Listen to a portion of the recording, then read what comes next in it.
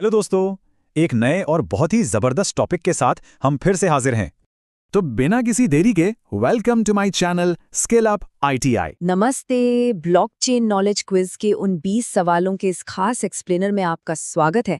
आज हम सीधे इन सवालों की गहराई में उतरेंगे और देखेंगे कि आखिर इस तकनीक के पीछे का असली विज्ञान क्या है। तो चलिए बिना किसी देरी के शुरू करते हैं। आज के हमारे इस सफर के 4 मुख्य पड़ाव होंगे।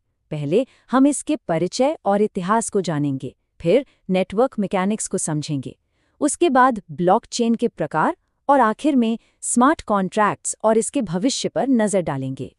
तो चलिए हमारे पहले भाग यानी परिचय और इतिहास से शुरुआत करते हैं और देखते हैं कि इस पूरी तकनीक की नींव आखिर कैसे रखी गई। हमारे क्विज का सबसे पहला और बड़ा ही दिलचस्प सवाल था कि ब्लॉकचेन तकनीक को मुख्य रूप से किस रूप में जाना जाता है। मतलब क्या ये सिर्फ कोई आम डेटाबेस है या फिर कहानी कुछ और है। ठीक है, तो सीधे जवाब पर आते हैं। इसका सही जवाब है डिस्ट्रीब्यूटेड लेजर टेक्नोलॉजी यानी डीएलटी। देखिए, ये कोई एक जगह रखा हुआ सेंट्रल सर्वर नहीं है, बल्कि एक पूरी तरह से विकेंद्रीकृत या डिसेंट्रलाइज्ड प्रणाली है। ये नेटवर्क में मौजूद डिजिटल एसेट्स को बेहद सुरक्षित तरीके से रिकॉर्ड और ट्रैक करती है। एकदम पारदर्शी और पक्की व्यवस्था। अब क्विज के सवाल नंबर 2, 3 और 4 इसके इतिहास से जुड़े थे। अगर हम टाइमलाइन देखें तो इसकी शुरुआत 1991 में हुई, जब स्टुअर्ट हैबर और स्कॉट स्टोरनेटा ने सबसे पहले इसका कॉन्सेप्ट दुनिया के सामने रखा। फिर 1992 में इसमें मर्कल ट्री जोड़ा गया, जिससे ये और बेहतर हुआ। लेकिन असली गेम चेंजर साबित हुआ साल 2008, जब सतोशी नाकामोतो का वो मशहूर बिटकॉइन व्हाइट पेपर सामने आया। इसने तो जैसे सब कुछ ही बदल कर रख दिया। चलिए अब आगे बढ़ते हैं अपने दूसरे सेक्शन की तरफ, जो है नेटवर्क मैकेनिक्स। यहाँ हम समझेंगे कि असल में ये नेटवर्क काम कैसे करता है। क्विज का 5वां सवाल थोड़ा टेक्निकल था। ब्लॉकचेन नेटवर्क के हर एक ब्लॉक के अंदर आखिर वो कौन सी 3 चीजें होती हैं जो उसे इतना खास बनाती हैं? तो इसका जवाब है पहला, ब्लॉक का डेटा, दूसरा उसका अपना हैश और तीसरा पिछले ब्लॉक का हैश। अब यहाँ क्विज के छठे सवाल का भी जवाब छिपा है, और वो ये कि अगर आप डेटा में हल्का सा भी, मतलब बिल्कुल मामूली सा भी बदलाव करते हैं ना, तो पूरा का पूरा हैश ही बदल जाता है। और बस इसी वजह से इस सिस्टम में कोई छेड़खानी करना लगभग नामुमकिन हो जाता है। 7वें सवाल में नोड के बारे में पूछा गया था। आसान भाषा में कहें तो नोड नेटवर्क से जुड़ा हर वो कंप्यूटर या डिवाइस है जो जानकारी को स्टोर करता है और उसे वेरीफाई करता है।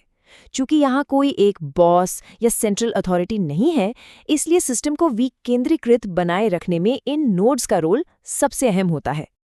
अब आते हैं 15वें सवाल पर, जो था अपरिवर्तनीयता यानी इम्यूटेबिलिटी के बारे में। इसका सीधा सा मतलब बस इतना है कि अगर एक बार कोई डेटा रिकॉर्ड हो गया तो समझ लीजिए वो पत्थर की लकीर बन गया। उसे न तो बदला जा सकता है और न ही मिटाया जा सकता है। डिजिटल रिकॉर्ड्स पर आंख मूंद कर भरोसा करने के पीछे यही तो सबसे बड़ा कारण है।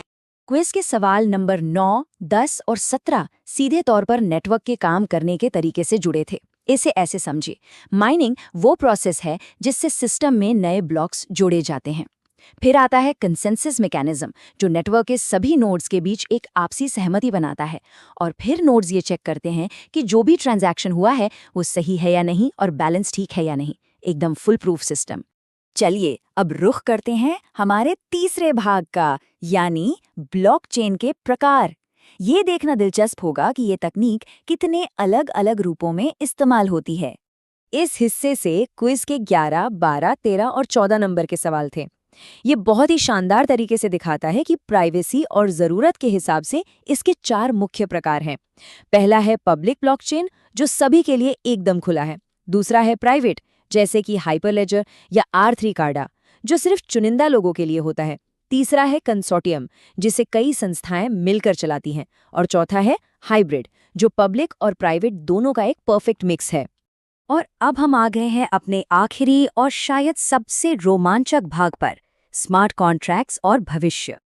8वें और 16वें सवाल ने एक बड़े बदलाव की ओर इशारा किया। देखिए, जो शुरुआती क्रिप्टोकरेंसीज थीं, उनका काम सिर्फ पैसों के लेन देन तक सीमित था, लेकिन फिर एंट्री हुई इथीरियम की। इथीरियम ने स्मार्ट कॉन्ट्रैक्ट्स का कॉन्सेप्ट दुनिया के सामने रखा। ये ऐसे ऑटोमेटिक कॉन्ट्रैक्ट्स हैं जो शर्तें पूरी होते ही अपने आप काम करने लगते हैं, वो भी बिना किसी बिचौलिए के। ये इस तकनीक के विकास में एक बहुत बड़ा मील का पत्थर था।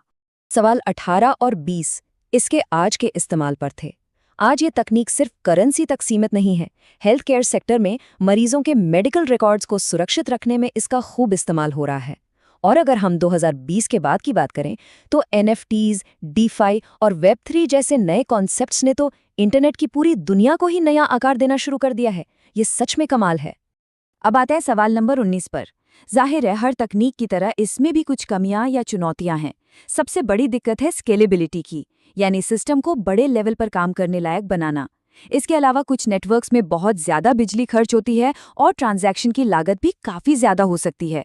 ये कुछ ऐसे मुद्दे हैं जिन पर अभी भी काम चल रहा है।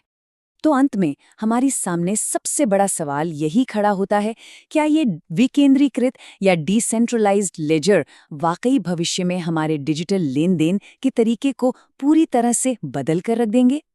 इन 20 सवालों के जरिए हमने इसकी बुनियाद से लेके इसके भविष्य तक सब कुछ समझने की कोशिश की है।